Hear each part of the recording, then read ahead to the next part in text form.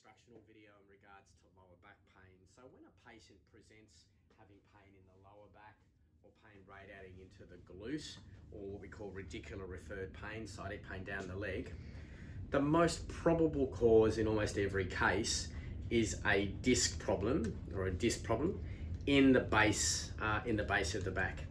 And when we actually look at a model, we have, this is the base of the back, we have vertebrae, the bones, and we have discs in between and the nerves that come out.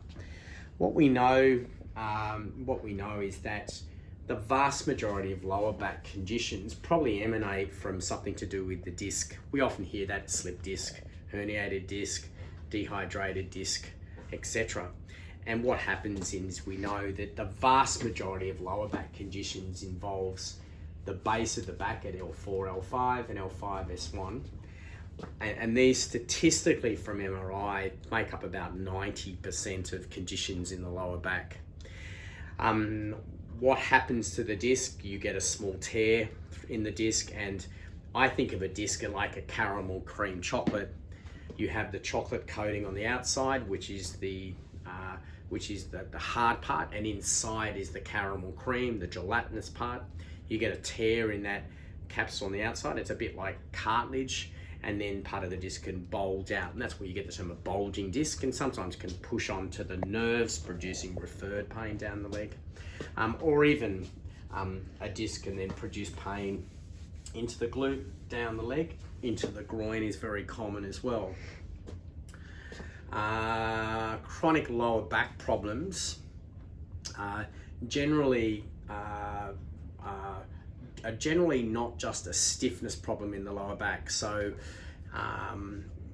we could put our diagnosis into one of two camps. You've got a disc problem that is stiff, or a disc problem that's producing instability, so it's a little loose.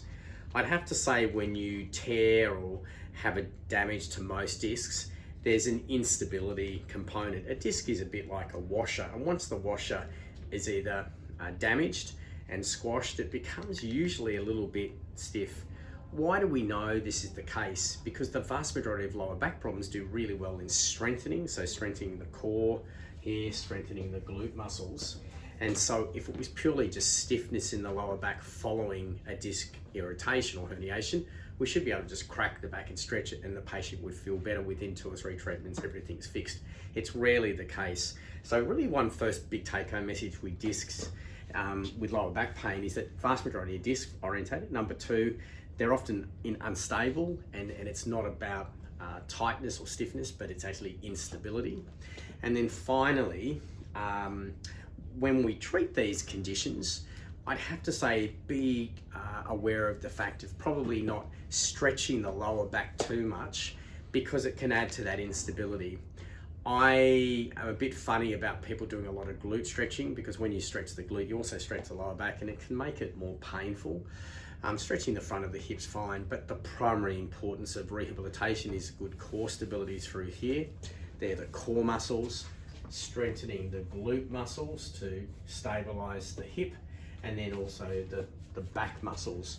And a strengthening program should be undertaken with the physio for about 3 months. It takes about 12 weeks. You may not see many changes for the first 6 weeks. So the take-home message to this point is don't do a lot of static stretching with the lower back. Be a bit careful initially. Number 2, start a core strengthening program. You need to be doing this at least twice a week, 2 to 3 times a week. It's a basic Pilates type of program, but it needs to be pitched at a high enough intensity to get some results. And it's usually where our patients, who've seen lots of different physios, complain that it's not pitched at a heavy enough intensity to get the results. 3, we'd oftentimes advocate the use of an anti-inflammatory, a Coxia, Voltaren, or something along those lines, to get rid of the disc inflammation. It's hard for us to put our fingers on it and get rid of that without an anti-inflammatory. And then finally, the programs, as I said, can take up to 3 months. On the initial consultation, if you have weakness that goes down the leg, an inability to be able to calf raise or lift your toes, and that continues, that's looked upon as somewhat of a medical emergency, and we often will send you to a neurosurgeon, have an MRI. If you have continued disruption of the nerves and don't allow you to calf raise or lift your toes up, that can cause irreversible long-term damage.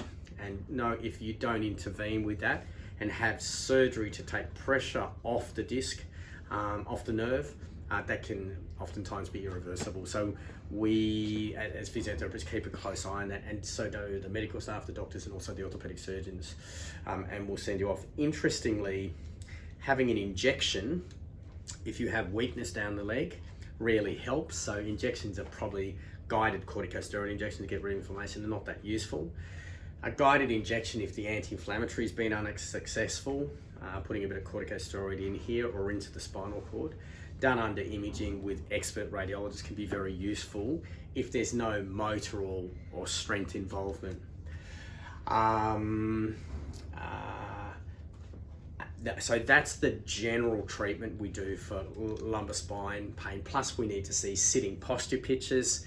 We need to see standing posture pictures to make sure that you're in a good ergonomic state.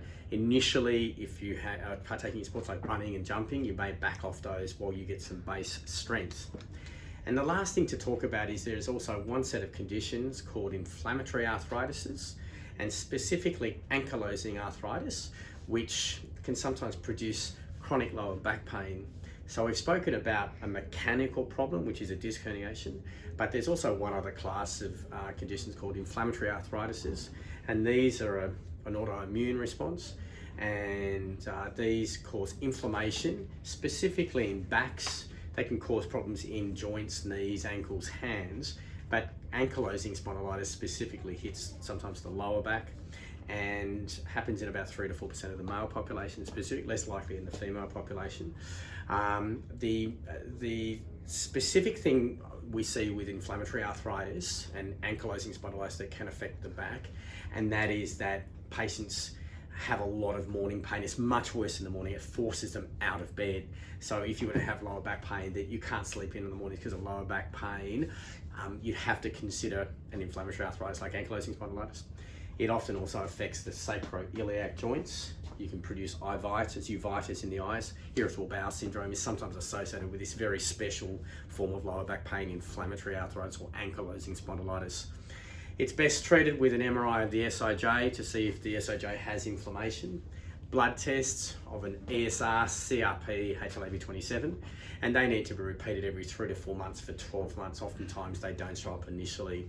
So that's just a little bit of extra information in regards to lower back pain and how we would look at treating this. Thanks very much.